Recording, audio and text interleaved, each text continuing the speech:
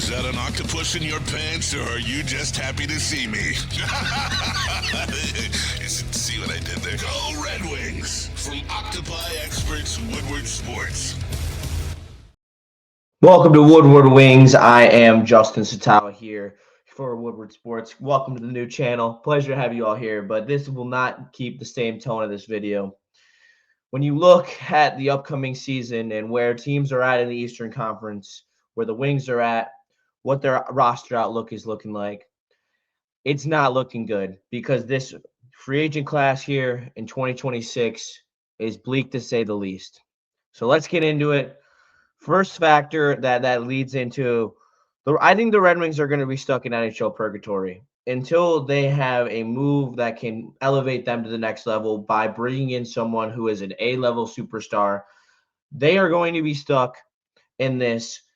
The max that they're going to be able to achieve in a season is the 7th seed, and at the lowest, you're going to be fighting in NHL purgatory right outside of where you can get elite players in the lottery and right outside of the playoffs. The worst place where you can be in all of hockey. So when you look at the teams around the Eastern Conference, specifically in the Atlantic, okay, you have Sabres, Montreal, two teams that are absolute wagons right now and are filled with young talent. You have the Lightning, who at some point will probably fall off, but that's not coming in the next 4 years, because until Kucherov is on his last legs, they have that A-level superstar that's going to propel them. Boston hit you with the pew in the offseason by replacing their middle six better than you, and also they have a level offensive star. I think McAvoy and Sutter even each other out, but we don't have a David Pastrnak to carry offensively to allow guys like Casey Middlestead to be really good free agent additions. It's just a different type of place where these teams are in right now. And then you go to Ottawa.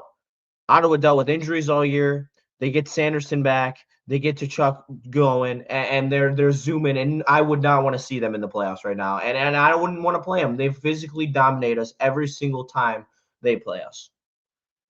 And that's just the Atlantic Division. I mean, maybe Columbus hits on something. Like Columbus is level with you. The Flyers just, they proved it to you. I mean, tonight, hopefully, not hopefully, because I can't root against my team, man. I'm not that cynical of a person. I love this team too much. Like, I'm gonna be watching tonight. I'm gonna be rooting for the Wings, but man, Flyers are good. And yeah, Zegras is an RFA, and they might lose him. But most likely they won't, because you don't lose RFAs. It's like the Red Wings. We're not going to lose Edvinsson. We're not going to lose Kosa. So, and then the Islanders, they're only going to get better. They just got Schaefer, and Schaefer's going to be unreal next year. He's already unreal this year. And you can keep hoping for the Pens to fall off, but Crosby's got 21 seasons of point-per-game hockey, and what's to believe that he's going to fall off? So where is this elevation going to come from? Because right now you look in the Red Wings prospect pool and you see flashes from guys on what they could be, but you also see the reason why it's really difficult to be a star in this league. I mean, look at Dylan Larkin, for example. Dylan Larkin is a great hockey player, and I never want to get that twisted because he is a very good 200-foot center and deserves the credit for that. But he cannot be your lead option. He cannot be who has to catalyst the weight. And I know, like, it's hard with the wing wheel legacy on the back. You know, everyone looks at Lindstrom and looks at Yzerman and Zetterberg, guys who buried the whole weight of the franchise on their shoulders. And Larkin's just he's not going to be that guy. And he hasn't had the supporting cast to do it either.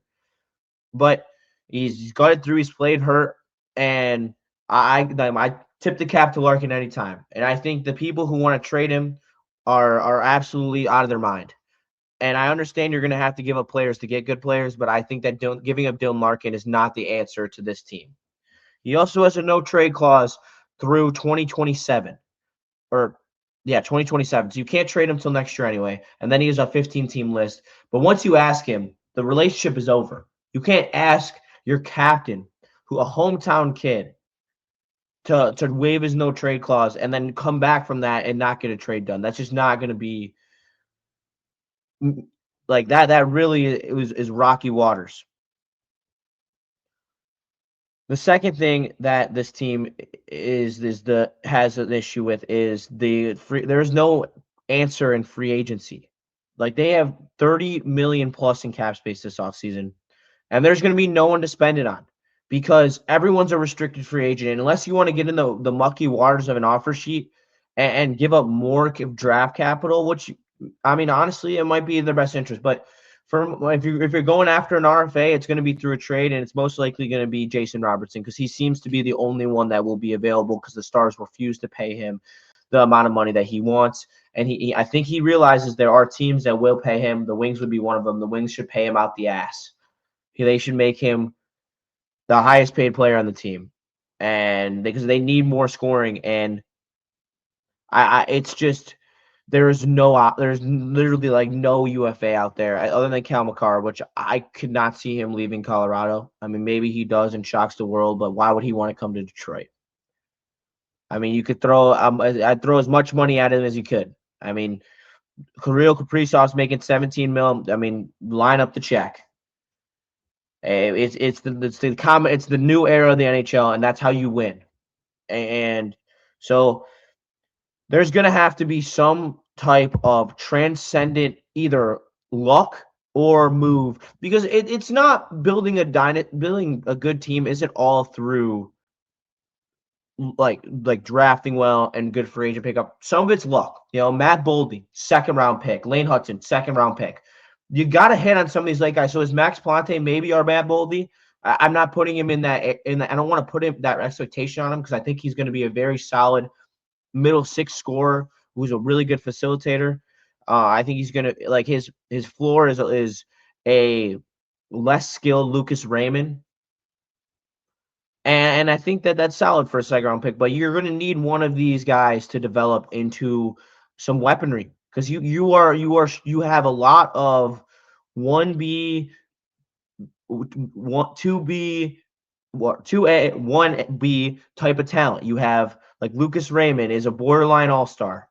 You have Larkin, a borderline all-star. DeBrincat, borderline all-star. You have Gibson, who's the MVP of the team, who you probably will not get the same production from next year as is a year older, and the tread wears off the tires a little more. And that's why you need Kosa to be ready. And so hopefully the pairing of Kosa and Gibson can sustain the goal-tending situation here, which was so nice having. But you got to find a way to increase the 5-on-5 scoring. You got to jettison some guys out. You got to bring some guys in. You got to completely shift the culture of this team. And you just got to bring in some dudes who are willing to put the team in the tough situations, go to the front of the net, get gritty, and hit people, be a physical presence, and they just don't have that. So another guy I look at in the UFA end is Alex Tuck. I think Alex Tuck is a guy who gets in front of the net and would be an advanced version of JVR and someone who is a top 6 guy. Like we need to have top 6 guys. Right now in our lineup, we only have 3 top 6 guys, in my opinion. DeBrincat, Raymond, and Larkin. I'm not going to specify where I think they fit. I think DeBrincat could be a lead scorer on the line, and I think Raymond could be a lead facilitator on the line, and I think Larkin, in the best reality, is there to be what he does best. Grind it out, win faceoffs, play defense, 200-foot game, and enforce turnovers. Like if Raymond and Jason Robertson could be a thing, and then you put DeBrincat with whoever. But this is my non-negotiables for me to think that this team is ready to compete because I've realized in this state of this current Eastern Conference that you aren't just going to squeak into the playoffs. You have to be good enough to compete to win the Stanley Cup to make the playoffs in this Eastern Conference because you are seeing that as the Ottawa Senators are blowing into the 8th seed. No one wants to see them, even in how high all the rest of this team are. The team is physical. They play for each other. They call themselves 25 best friends. That's what we need to be seeing. So this is how it is. So your top 6 can only compile with DeBrincat, Larkin, and Raymond. Okay? There we go. There's step 1. We need another center who can win 54% of 52% of his faceoffs or higher, and can put up 60 points. We need 2 at least 1B level centers, 2A level center, whatever you want to call it. We need to, if we're gonna not have an A level center, a 1A level center, you have to be able to have very good depth there, pushing everyone down. Cop on the third line. We've talked about this. Cop on the third line is money.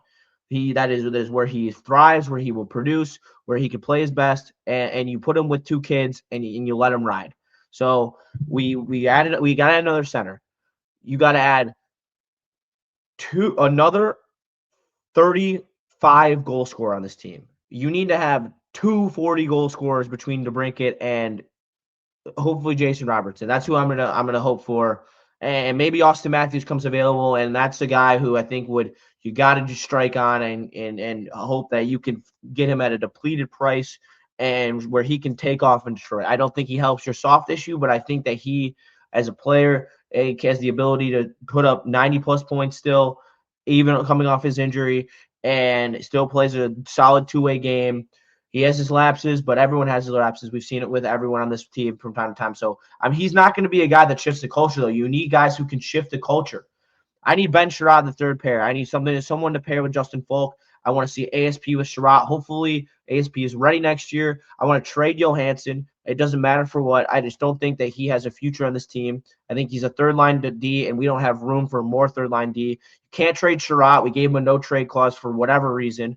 And I think with an off season, hopefully that bulking ASP is able to be more comfortable, bigger, physical, faster. If not, he'll be in the A again, and we'll fucking ride with JBD or Johansson again. But if one of them, if ASP is truly ready, JBD or Johansson need to be traded.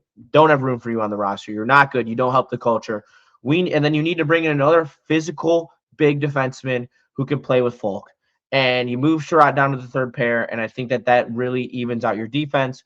Offensively, you need to just litter the bottom six with kids, and you need to just bring in scoring to play with DeBrincat, Larkin, and Raymond. And that's what I got. And we'll have more in-depth breakdowns as we go on, but I think those are the non-negotiables. That's where we need to find some path in the road to get through. Thank you guys so much for watching. I am Justin Satawa. This has been Woodward Wings. We appreciate you tapping into all the new content. Woodward Wings for life. Best fans out there. Hockey Town versus everybody. I'm wearing the shirt. But take Hockey Town off the ice. They deserve it.